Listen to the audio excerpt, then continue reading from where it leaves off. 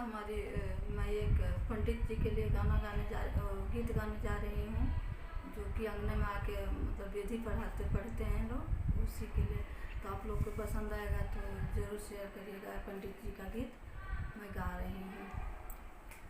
हमरा बेदिया में ऐनी बकलोल पंडित जी, अकलोल पंडित जी। हमरा बेदिया में ऐनी बकलोल पंडित जी, अकलोल पंडित जी।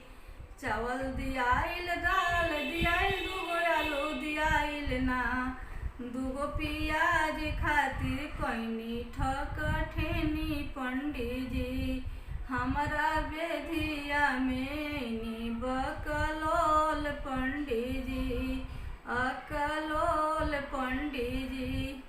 चावल दियाइल, दाल दियाइल, दूगो पियाज दियाइल ना, दूगो मरिचा खातिर कैनी ठकठेनी पंडित जी। हमरा बेदिया में ऐनी बकलोल पंडित जी। चावल दियाइल, दाल दियाइल, दूगो आलू दियाइल ना, दूगो रुपये खातिर कैनी ठकठेनी पंडित जी।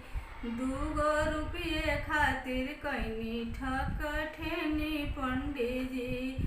हमरा बेदिया में ऐनी बकलोल पंडित जी, अकलोल पंडित जी। नमस्ते। हमारी वीडियो पसंद आई होगी तो लाइक करिएगा, शेयर करिएगा, सब्सक्राइब का बटन दबा दीजिएगा।